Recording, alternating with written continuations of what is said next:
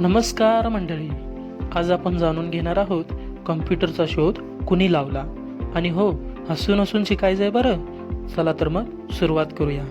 एक काळ असा होता जेव्हा फाईल म्हणजे फक्त पेपरची गादी असायची आणि विंडो म्हटलं की आपल्याला फक्त घराची खिडकी आठवायची. मग आला कम्प्युटर. चला तर थोडं इतिहासामध्ये डोकावूया.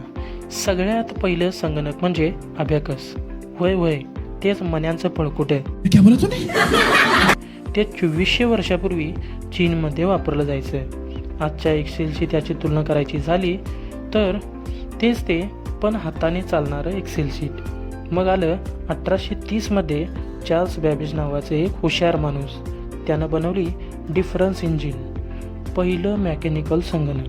म्हणून त्याला फादर ऑफ कम्प्युटर म्हणजे कम्प्युटरचा पप्पा असं म्हणतात. तर बिचारा बॅबेजनं डिफरन्स काढला आणि आज आपण त्यावर इंस्टाग्राम रील्स बनवायला सुरुवात केली. आणि ॲडा लव्हलिस ही पहिली संगणक प्रोग्रामर होती.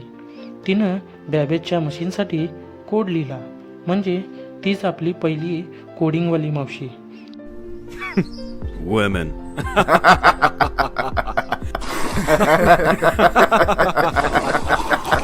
या डिफरन्स मशीनचं वजन होतं 30 टन. काळानुसार कम्प्युटर लहान होत गेले आणि आज आपल्या हातात मावणारा स्मार्टफोन म्हणजे कम्प्युटरचं नवं रूप. तर 1946मध्ये तयार झाला ENIAC नावाचा जगातला पहिला इलेक्ट्रिक कम्प्युटर. एवढा मोठा होता की त्याला चालवायला 20 लोक लागायचे. तर मंडळी, कम्प्युटरनं आपलं आयुष्य सोपं केलं, पण त्यासाठी बऱ्याच जणांनी खूप मेहनत घेतली.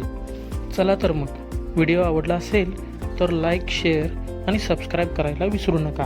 ओके.